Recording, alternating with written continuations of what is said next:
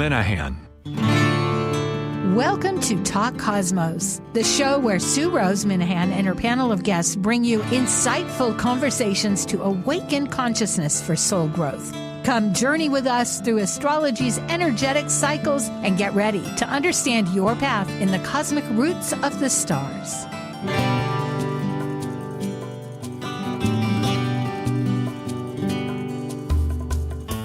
Hello, everybody. I'm Sueminahan, Talk Cosmos, and today is in November the 16th, right in the middle of darkening skies up here above the horizon, above the equator. And Archetypal Symbols is working with the Scorpio New Moon that is smack dab close to Mercury, retrograde. So it's quite a refocus of our emotional boundaries, relationships, alliances, and foundational basis. Let's get started. It's Archetypal Symbols. Thank you. Synthesizing the new moon consciousness through archetypal Sabian symbols, numerology, lunar mansions, tarot, and astrology, all together illuminating a new moon vision story. This is your Archetypal Symbols panel. I'm Sueroseminahan, founder of Talk Cosmos since 2018. I'm an evolutionary astrologer, consultant, speaker, writer, vibrational astrology student, Dwarf Planet University graduate, Kepler Astrology Toastmasters Club charter member. I have a fine arts music degree plus a certificate in jazz. I'm an artist, musician, and certified color energy life coach. Especially, I love mythology and esoteric philosophies. I'm elizabethlizmuschett, a professional astrologer, intuitive, numerologist, and tarot reader. I'm a certified sacred healing counselor, providing nurturing, in-depth consultations for individuals and couples. I'm an author, blogger, speaker, and international Reiki master and teacher. I create safe space in which to explore the deeper patterns of your life, to clarify your current circumstances and help you find your best path forward. And I'm justincrockettelzie, an archetypal Jyotish astrologer, yoga and meditation teacher, and author. I combine both Western ancient astrology and modern psychological astrology with Eastern Vedic astrology, and I specialize in predictive, electional, and karmic astrology for individuals and couples. I also do in-depth astrological research into arcane astrological concepts, focusing on the mystical, occult side of astrology. Eleanor Roosevelt once said, "Yesterday is history, tomorrow is a mystery, and today is a gift." And that's why it's called the present. Unless you're in retrograde season. Rolling backwards, that face turning in two directions. Hi, Liz, and hi, Justin. Hi, ladies. Good to be here with you both. Yeah, Hi, Sue. Hi, Justin. It is. Well, here we are. It's 28 degrees. We're in that 6-month period where it stays at that degree, close to that anoretic. It's so filled with a whole month of experiences, yet it's a new moon. And this time, Mercury retrograde is right next to it. So we're looking at the archetypal energies, consciousness of two planets. Mars was the first always of action, and Pluto of transformation, the latter now a dwarf planet. Last month was Libra with Venus, looking at values, but we're taking those values and relationships and we're acting on them, but it's internal, right? It's all retrograde. So I guess I've said a lot. Do you want to flesh out more? No, go to the next one. Okay, yeah. But it is time, as always, to invoke those new intentions. The actual date is on the 20th of November, but there's a crescent moon, as Liz is always eager to point out, that you have time.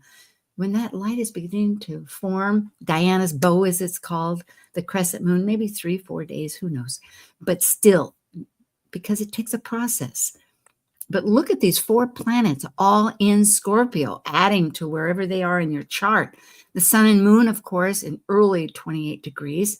Mercury at the end, 27, but it's retrograding. It's going backwards.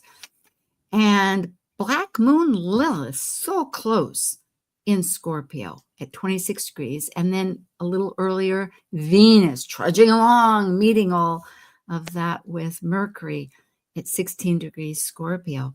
Let's talk. Any thoughts here? But this shares. Go ahead, Liz. A big focus energy on Scorpio, and I always think of Scorpio as, digging deep within ourselves, and secrets come out. It's like if you did something that you didn't want known, it's a potential for it to come forward. And it's, power. There could be power struggles, etc. Go ahead, Justin. No, I agree with those concepts, those Scorpio themes of also transformation and death. And I feel like, because Mercury's there, there's this more intense mental and emotional energy going on at this particular point in time. And then so it asks us to go deeper into stuff, like you said, Liz and Sue, really about going deep into fleshing out issues, psychological issues that we may have with our communications or relationships, because Black Moon and Lilith and Scorpio really wants to hold on to stuff. It's about controlling something. That Scorpio doesn't want to let go. It's having to learn to let go and have death and be liberated out of that. And so I think this is a really good time as we get into the savings. We'll talk more about this. I think it's a good time to really reassess, and it could be a healing time, I think, as well. It is a real deep tug, isn't it? That's very well presented. It's in that internal mirrors of memories of times with the retrograde process, evaluating, or it's not even a thing. Well, Mercury wants to evaluate with all that emotion. Yeah, let's see what more we have, because the archetypes of the planets themselves also, that life and death theme. Pluto is death, but that's the ending, a finality. And with his consort of Persephone, that however she was taken became the queen of the underworld, is new birth. She left there to return agriculturally, and this is how we interpret all of it in mythology, but still it's that ability to change what death is into a new life, that it continues. There's a new opportunity of birth. And the three-headed dog of Pluto, and that was the Roman name. Hades was the Greek, although the underworld was also called Hades. Cerberus rather, actually had serpents in different parts of his body, but guarded that gate so that the dead couldn't leave. In the first beginning, when you died, that was it. Lights out.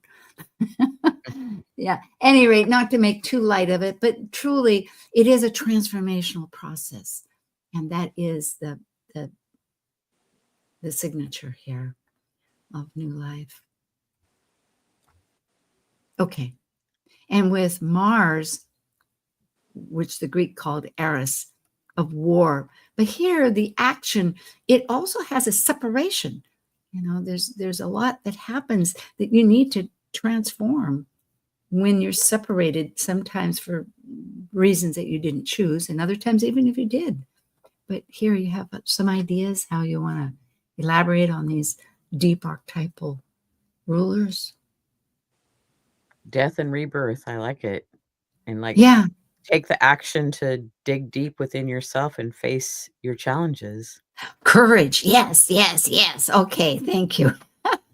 Okay. I see.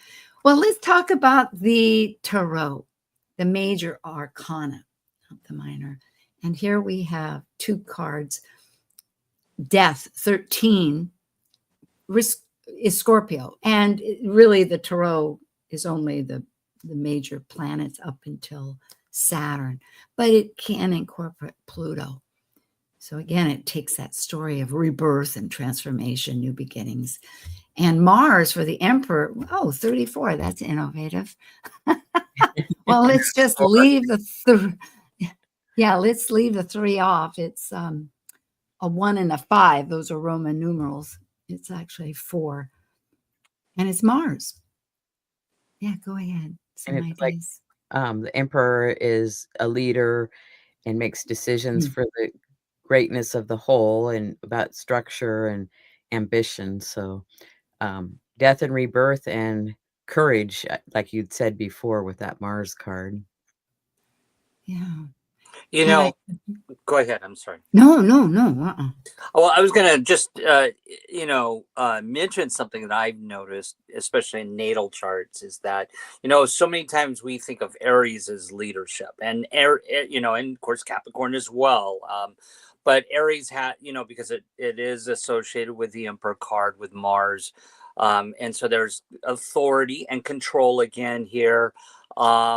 But I also find this in Scorpio as well, especially strong, let's say Sun Mars conjunction in Scorpio, or Sun Saturn conjunction in Scorpio. That's a little bit of a dominant, controlling leadership, authority, personality. So I think this is interesting that we've got this kind of water, fire, Scorpio, Aries energy going on here. That is always sometimes doesn't play well together. And so it really does cause tension or need to kind of go deeper and look at stuff. Thank you. You answered my intuitive call. I was wondering, how does this work with Scorpio? Perfect. The numerology, you add 2 and 8, it's always going to be 1. We're going to be working with 1 throughout this season of the 6 months since the last eclipse to the next, as these full new moons are at that degree. However, so it is, as we will go over, certain characteristics. However, and it is our sun, but how we look at that sun of our core identity and how we take that internal moon of creation and birthing and new beginnings and the root of potential and opportunity. Right now it's in Scorpio.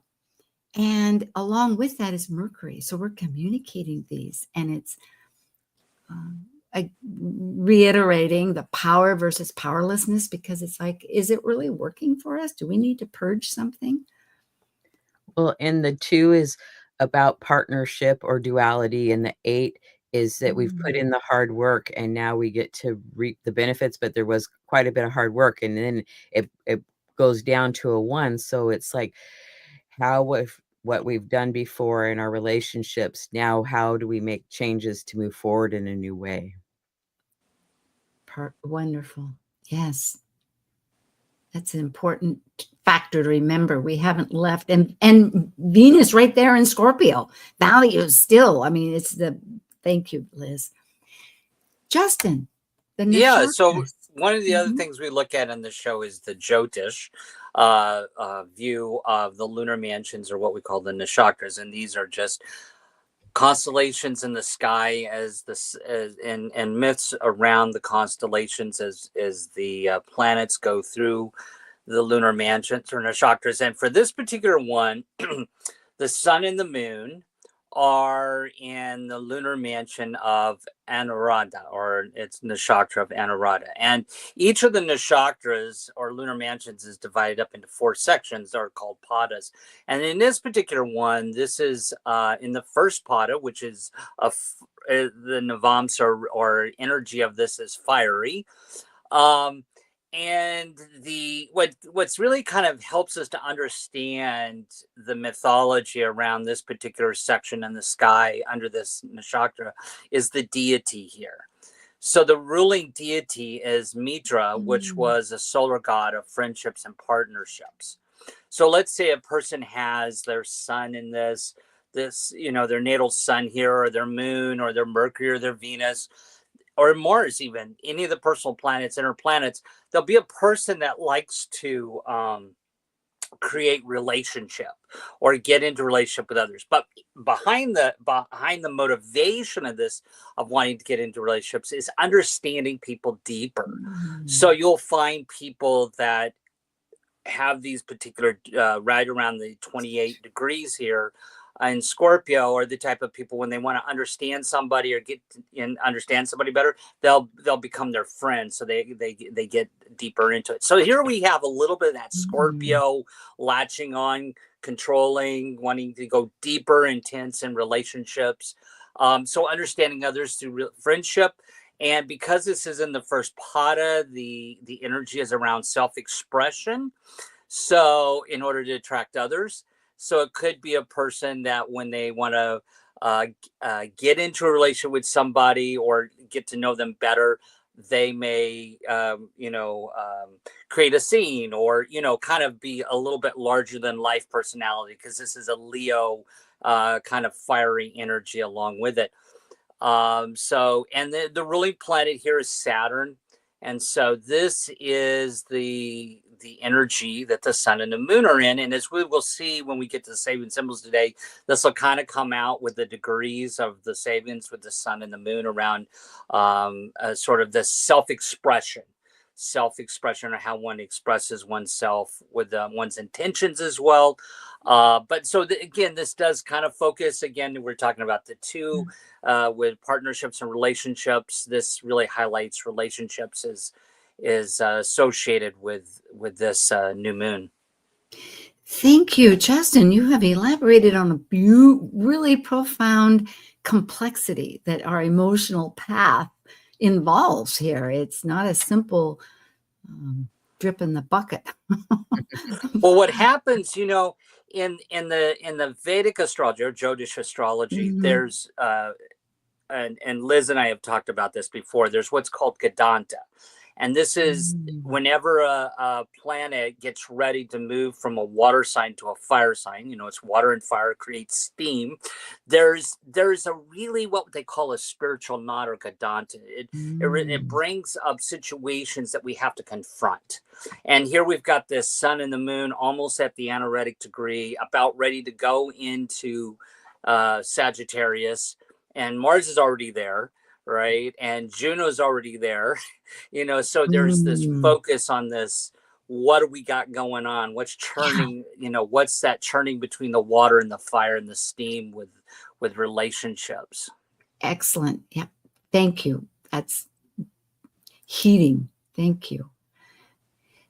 The Sabian symbols, another symbolic, deeply informative pattern based on imagery and stories attached to them. Life is a story. Essentially, we have our emotional stories in life. And in Scorpio particularly, that's a time to rephrase. There's many opportunities, but this is a profound one. And there's a history. And other astrologers have taken this and run with it. And we use those. We don't necessarily go with Mark Edmund Jones, but we do use Elsie Wheeler's who's a spiritualist medium, her work. So here we have, using the Eastern Standard Time for the ascendant in this chart, as we do in this particular panel that Archetypal Symbols uses. And it was on November 20th. It's at early in the morning, 1:47, you could say, but it was second afterwards. So if you did anyway, and that's Eastern time. So the ascendant Eastern Standard Time is in Virgo, 25 degrees, but we go with the three of them. So it's going to be spanning 24, 25, 26 Virgo. And for the MC, that's the midheaven, it's at 24 Gemini. They're both ruled, we always want to bring up, by Mercury, which is retrograde. That's right, very strong. This is an intense new moon. And so the point being that we'll be focusing on the 23, 24, 25 Gemini. And finally, the sun and moon, that regardless where you are on the planet, is going to be at 28 degrees Mercury, Scorpio, thank you. And so that's 27, 28, 29 Scorpio. But here, it's not in opposition, as Liz reminded me, it's a in conjunct. So at first I thought, wow, what is the relationships here? And of course, there's always a relationship in the sky, but some of them here we have for Eastern time, perhaps a the stories that these share, that we're putting out into the world with our MC, with 10th house, might be communicated, might find a struggle, because there's a push-pull with quincunxes. They don't have the same energetic modes. I mean, astrologically speaking, they don't have the same energy as far as the elements and the modalities. You know, one is fixed, the other is mutable, one is air, one is water. And then but however, they do have for ourselves a real relationship that we can work with, because there's that action tension with how we're working with our personality or our self of the ascendant. And then there's a connection flowing, how we're going to try to express that. But how we put that out into the world, well, that's maybe what we're working on. Okay. And they're not always in an aspect, and they're, you know, pretty close in aspect to each other with a square, a sextile, and a quincunx. So that doesn't always happen. So that was interesting this month for this new moon. Yes. Yeah, and you know, you know, it's a very mental. If you're on the East Coast, of course, you're dealing with you know, the ascendant being in Virgo and midheaven being in Gemini. This is more mental energy for the East Coast here. But the quincunx is, you know, whereas a square is tension, needs change, and a trine is an easy flow, and sextile is a creative, and you know, trine, I'm sorry, is an easy flow. The quincunx is imbalanced, so there is something that we have to look at to bring something back into balance. We do have some work here this month, but it's going to have always a new world. I mean, okay, let's find out. So looking at the ascendant of the three, the past 23 degrees Gemini, 3 fledglings in a nest high in a tree for creative growth. And then the present is Gemini 24, children skating over a frozen village pond. Triumph over entropy. I guess that's how you say it. I know, it's entropy, I guess. Yeah, right. Okay. Same difference. Justin. So this is actually, I just want to take a second out. This is actually the midheaven degrees. This is Gemini, because the ascendant is Virgo, correct?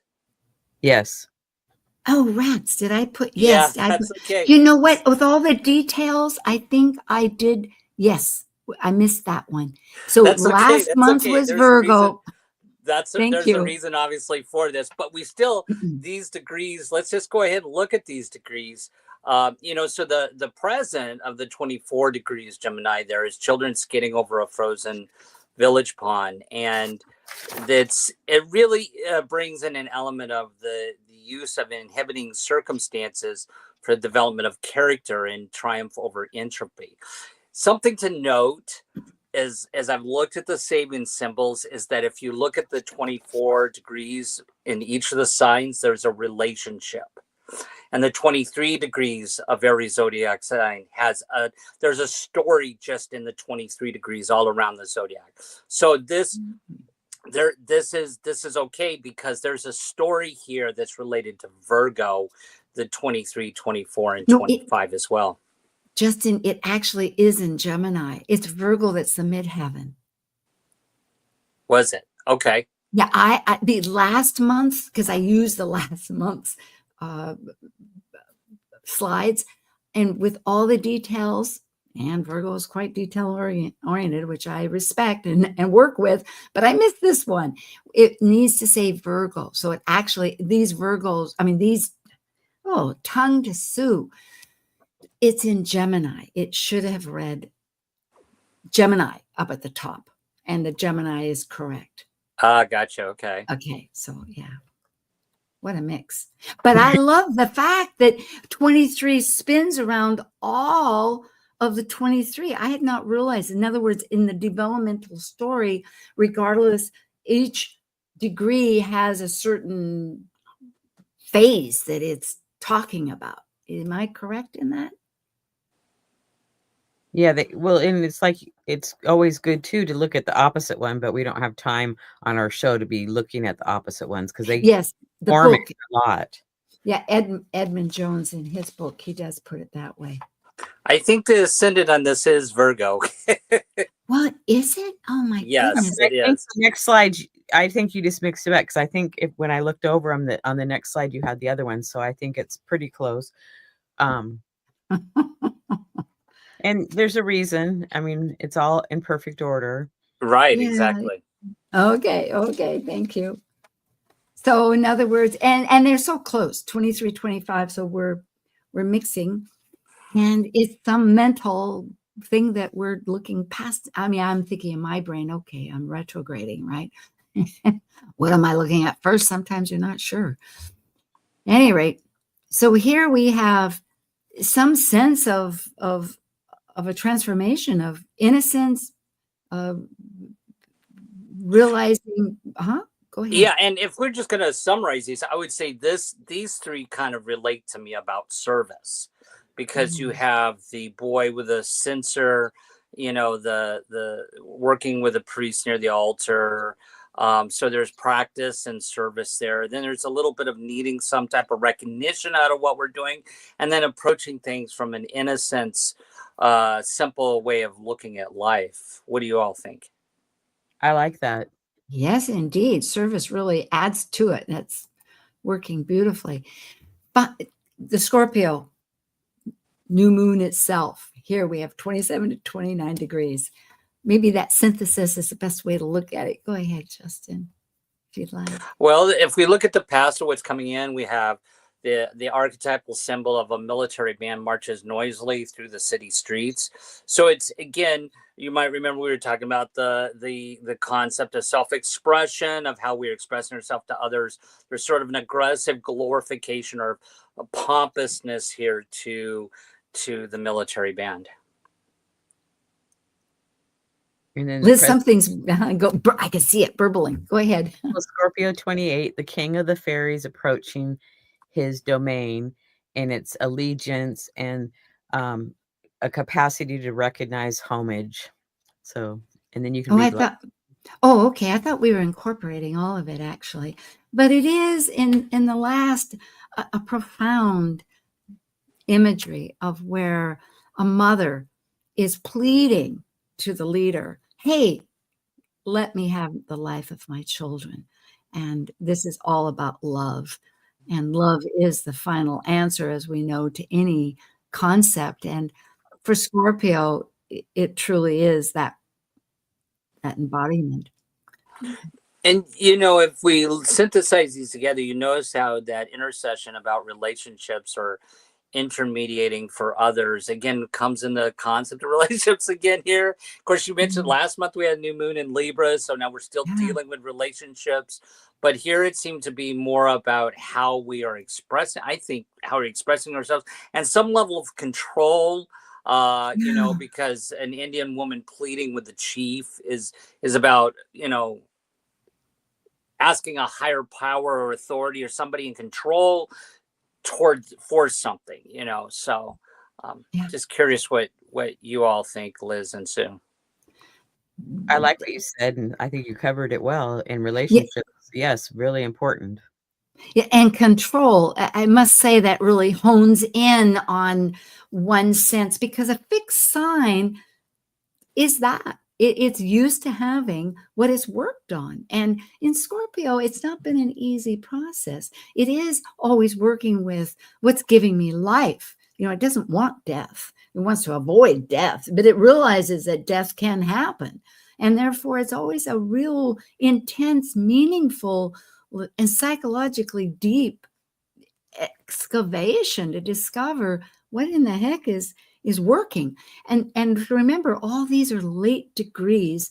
So I really am glad to be reminded that it is in that sense of how to maintain some sense of, and in this case, the control of the protection of one's children. It's everything that you love. You don't want to lose. Yep. Well, I don't know where we are. Oh, we're past time. We're going to take a break. I have Liz Muschett and Justin Crockettelzie. We'll be back with archetypal symbols for that new moon. Let's look at it. Come, return with us. Okay, like a retrograde. Okay, see ya. While we take a break from this week's edition of Talk Cosmos, let's take a look at this cycle's archetype. We are currently in the yin period of Scorpio, traditionally ruled by Mars, now ruled by Pluto. By departing a cycle based on comparison between extreme energies finding balance, Scorpio commits a relationship to exchange resources, experiencing power and powerlessness for the purpose of soul growth transformation. As a fixed water sign that is extreme, intense, and secretively deep, Scorpio's passionate nature questions the psychology and mystery concerning life and death. Talk Cosmos brings insightful conversations to awaken consciousness for the soul growth with hour-long programs. Talk Cosmos weekly programs are also available to watch live on the Talk Cosmos YouTube channel and Facebook page. While you're there, make sure you click the like and subscribe buttons so you get the full Talk Cosmos experience. Or if you'd rather listen to the show archives with audio only, the entire podcast collection since 2018 is available on most podcast carriers. And to find out about upcoming programs, sign up for the newsletter at talkcosmos.com. So grab your coffee, tea, or kombucha and enjoy the show. This is Martha Norwalk, every Sunday morning beginning at 9 a.m. Thanks in part to Dr. Nels Rasmussen at healingministryforanimals.com. We cover the world of animals. This week, November 16th, it's Behavior Training and Healing Sunday with me and talk with your human or animal loved ones on this side or the other, and personal readings with Natasha Venter. I hope you can join us and plan to call in with your questions for either one of us. Martha Norwalk's Animal World, Sunday morning, 9 a.m. to noon, right here on Alternative Talk, AM 1150. Self-help, healing, spirituality, and more on Alternative Talk, 1150. Hi again. And you know what? I was reflecting, as one is, especially right now, realizing, of course, Gemini's at the top because it moves over to Virgo, which would be the ascendant. You know, it's how anyway. All right. So Liz is a lightpath.com. Justin is justincrockettelzie.com, and they both have their YouTube channels. Liz is a light. I think you're both Elizabeth, Liz Muschett, and a light path, and Justin is astrological yogi. I'm Talk Cosmos. Liz has a whole potpourri of really fascinating podcasts. Go ahead. Anyone in particular? Mm-hmm. I have the Astrology Star Sisters, and Sue joins me from time to time on that. And we have a variety of topics. Justin joins me for the full moon, the monthly forecast, and the Chiron asteroid series. So there's a good archive going on and weekly shows. So check me out. Thanks. Yeah, wonderful. And Justin, you've added to your... Yeah, so I'm a consulting astrologer, and you can catch some of my videos on YouTube under Astrological Yogi, but a good way to get a hold of me is through my email, justin.lz@gmail.com. And you're writing a weekly horoscope. Yeah, I'm a horoscope writer. I write a horoscope for the Port Townsend Leader here on the Olympic Peninsula and the western part of Washington. It's always an informative way for people to check in on what's happening. So do check that out. You can always do it online. I'm sure they have something online that you can look at. And for Talk Cosmos, these are in the past. They're pretty informative, though, because these degrees and the messages are profound. You know, with Pluto, we just did that. It was quite insightful. However, going forward is still within this mysterious times that Scorpio wants to delve into. Next week, we'll look at all 4 quarters, the major moon phases, because as we had pointed out, or as Justin pointed out with the Vedic nakshatras, we're going towards Sagittarius. You know, at the late degree, the next phases shift from one sun degree into the next. So it is that fire energy. And mystery charts will return for Astro Jam at the end of the month. That'll be Thanksgiving weekend. Here we have retrograde planets in force at the Scorpio New Moon on the 20th of November. And we're repeating a bit, but Mercury will be on that date at 28 degrees retrograde in Scorpio. It actually started from the 9th of the month of November at 6 degrees Sagittarius, almost 7 degrees. And then at the very end of the month, on the 29th, it has gone. Mercurial station direct. Yeah, it should be. Oh, it was Sag. It was in Sag. That's what I'm thinking. SG and SC. Okay, so it was Sag degrees. And it backed into 6 Scorpio. degrees Sag. Yeah, and then it goes back to 20 degrees Scorpio. Jupiter is 25 retrograde Cancer. Trine. Saturn at 25 degrees retrograde Pisces. And Uranus and Neptune are in a sextile, 29 degrees retrograde Taurus for Uranus. All of these revisiting previous cycles, except for Jupiter that's still within its year's focus. But the others have much longer cycles, as we know, Saturn with 2.5 years, finishing up that time in Pisces before it really launches in January into Aries. And Uranus toggling in Taurus until it goes back to Gemini, and Neptune visiting that last degree of Pisces. Well, and I think it's important. It's kind of interesting to note that there's a lot of water going on here. Jupiter in Cancer, Jupiter in Cancer is about expansion and growth when it comes to family or tribalism, because it's Cancer. So this, retrograding, it brings up questions about where we belong, or, could bring up issues in family or changes in family, where people live as far as the family goes. Some of us know that personally. And then, of course, Saturn, going from Aries back into Pisces. So it's really a shift from the end of the zodiac to the beginning of the zodiac here. And the same thing with Neptune.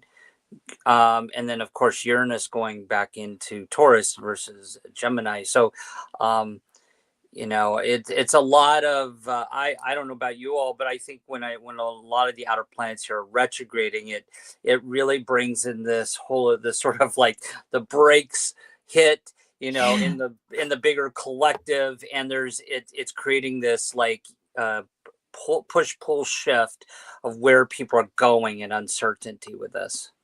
It is. It truly is. It's a great time to purge or change. I know I'm going through, there's been a lot of physical changes in my environment, our home. So I'm taking crates of files. And when I can, I have notes from 2011, 2019 that I thought, okay, I'll look at. Well, it's like some of them I will and some of them I won't. Anyway, that's on one minor phrase. But yep. Well, it keeps repeating that Kadanta that you were talking about earlier, Justin, of the water, the fire goes back to the water and the water goes back to the fire. So it's like kind of revisiting that over and over and over. And we've been doing that for several months, but it's kind of interesting that this new moon is very heavily that Kadanta energy. Absolutely, because we will see there's a grand trine. And meanwhile, also, there is this other trine that's happening with Saturn and Jupiter. They're at 25 degrees. I think I said sextile, but it's actually their trine. Mm-hmm. And this remembering, as has been said, but to really focus, here we have this deep dive, and we have the two social planets in a flow, coming from their conjunction at 0 degrees back at the end of 2020 and December 21st at 0 degrees Aquarius. And then they had the square. So this is another part of the picture. Absolutely. Well, can I just say something about that? Yeah, please. That you point that out, because and I know you all do this, it's always important as we look at the phases, right? So the phases of this relationship that we were just, that was pandemic time when they were conjunct in Aquarius, right? And now, as they're moved into this phase of the being trined with one another, I think you could see issues from the pandemic come up concerning Jupiter and Saturnian issues that happened at that time. And if we look at, there's revisiting around vaccinations and economics and everything else around, I'll give you an interesting story. So when we think about families and homes, Cancer energy, there's this story that just came out today about how a lot of people who bought homes during the pandemic when the rates were really low are feeling now like they're trapped. They made these decisions, and I think this kind of represents that Jupiter and Saturnian, bringing limitations and responsibilities, right? They bought these homes, and now all of a sudden there's this generation of people thought, maybe I shouldn't have done that, but that Saturnian energy is bringing some sense of discipline with the Jupiter in Cancer there. How fascinating. That is really a series of consequences, isn't it? Which really brings back this entire idea of, not idea, but archetypal wisdom of Scorpio, because we have to really look at our motives, look at that emotional. Well, let's lead on. Thank you for that. Well, I was going to say one more thing too about that. Good. Another way of looking at the Jupiter Saturnian archetype is Jupiter's the planet says, sure, you can have chocolate for breakfast. I don't care if you puke. I'm going to give you everything you want for happiness and good fortune. But Saturn is the authoritarian parent that comes in and says, nope, you got to sit there, eat your peas with no salt and finish them. So there's sort of this parental energy with these two planets, So yes. That's right.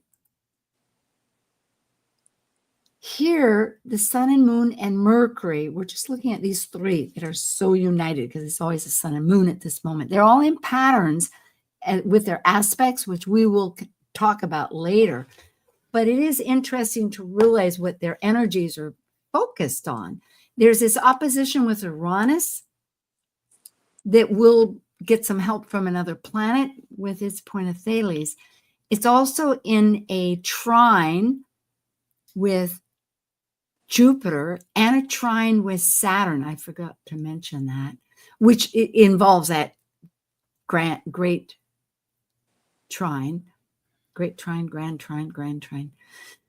And then it's in a transformational relationship connecting with Pluto. So if you look at all that, it wants the expansion, the changes that it's connecting with, and sudden today values with the Saturnian. Ooh, what's the limits? How can we make this real? It's quite a strong story. Well, go ahead, Liz. Go ahead. I want to speak to the conjunction with Black Moon Lilith, the Sun and the Moon and Mercury, and it's in Scorpio. So, facing life reality, like my parents are getting older and they're getting closer to end of life. They're not going to die tomorrow or, next week or anything, but, just having those conversations with my parents as an example of what are their wishes as they're going through these challenges. How do they want to deal with those, and how can I help them do those things? And so I think communication on a deep level, and that's just my example. It could be on a different level, but, and really working on those relationships and communicating.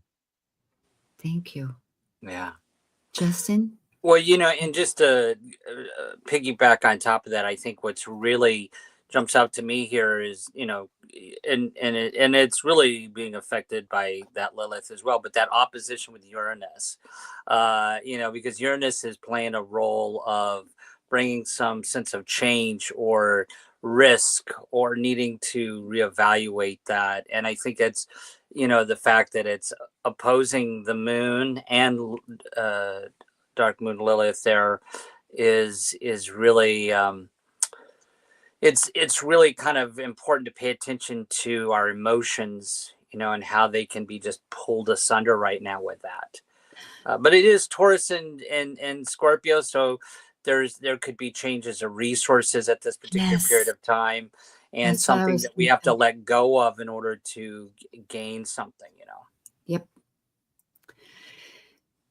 As far as action with a T square, here we have Mars, the actions personified, and it's in that fiery Sagittarius rather, that we were talking about.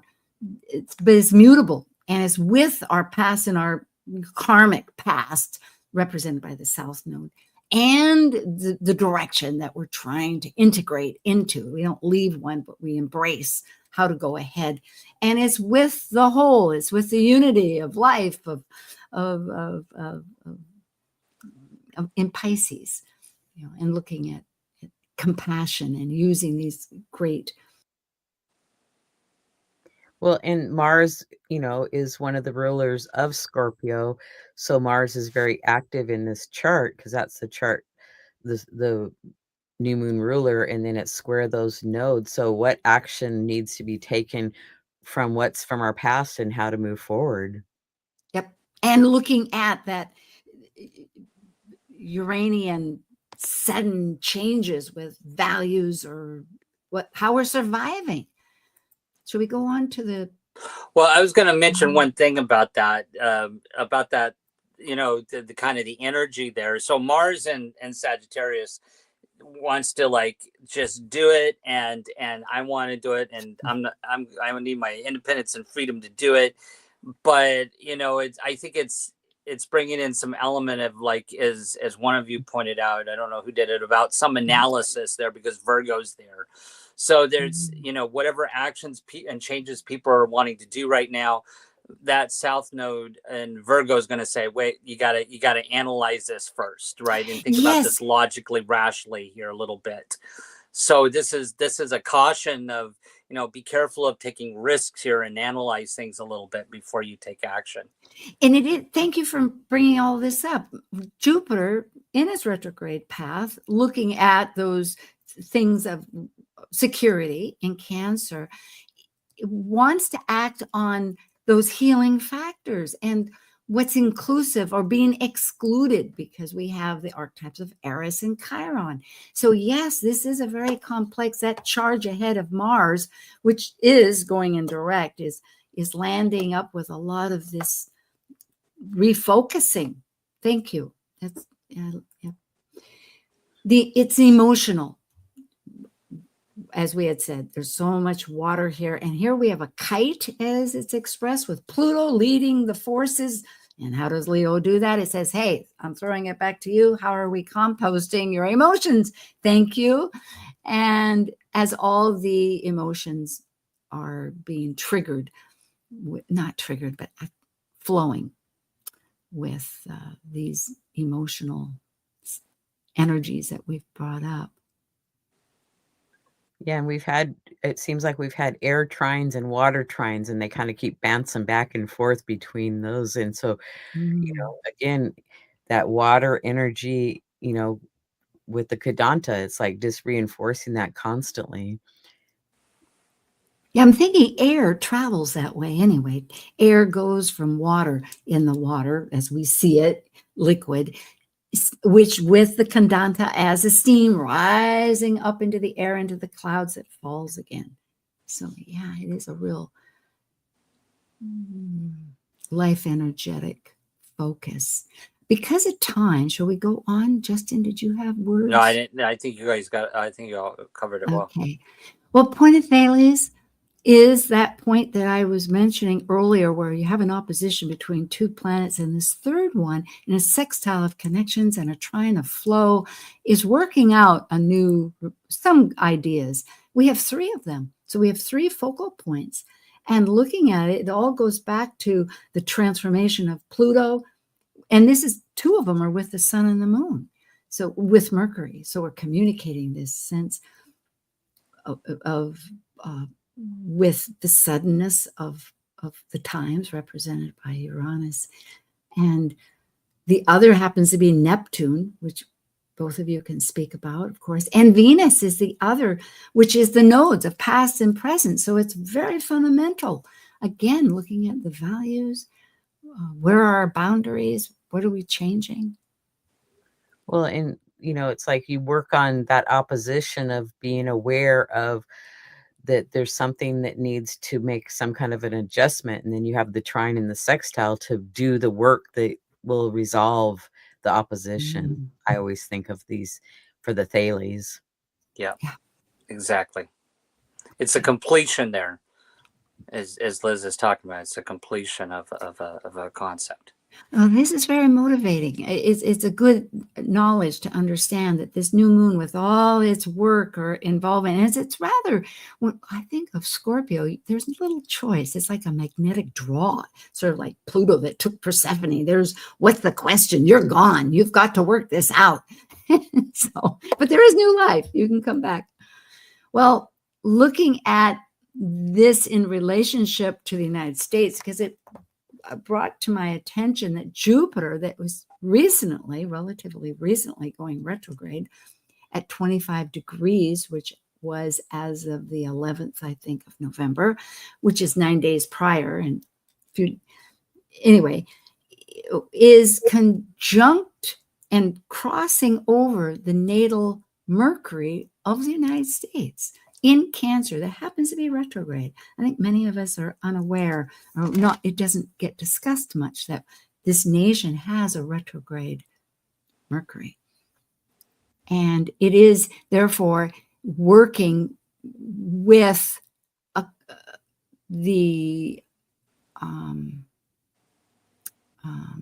both Plutos, both our natal Pluto and the transiting Pluto, along with this grand trine that we're talking about. So it's just not to go into our politics or anything, but just to give that we're honestly working in this tremendous reevaluation, you could say, of autonomy and liberation, this sense of control that Eris is bringing, the inclusion of values and communicating it. So that Jupiter is about tribalism and Cancer and family, right? Cancer rules family and family lineage. And the fact that it's retrograding on the United States, Mercury and Cancer, which is a retrograde as well. I think it is retrograde. Yes.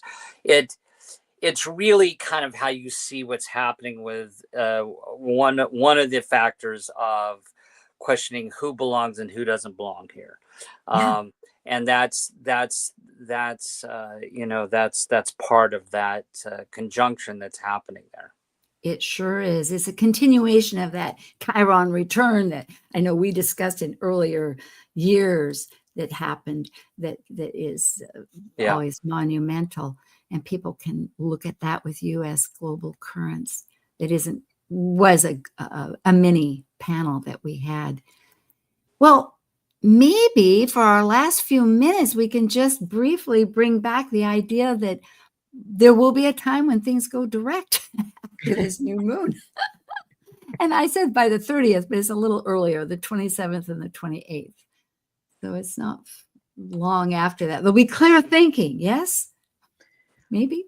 Hopefully, well, and just work on communication and maybe do some automatic writing or journaling or counseling, but, work on your communication skills.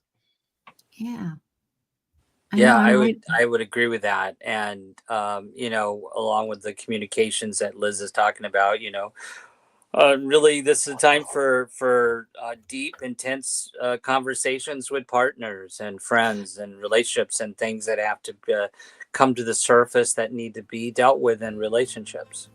It is that friendship and understanding. And letting go. Yeah, that's right. Not to let the dominance hold you, but to really have that compassion. Things are in Pisces and the love, the eternal love of everything that works. Well, thank you, both Liz and Justin. It's a good friendship we've had. Next month for the new moon. Yes, indeed. blessings somehow within, and lots of love to everybody. Thank you. Thank you for joining an insightful conversation on Talk Cosmos, the show where Sueroseminahan and her panel of guests awaken consciousness by connecting soul growth patterns with astrology's energetic cycles. Be sure to tune in next week, same time, same place, to continue your journey through the roots of the cosmic pathway.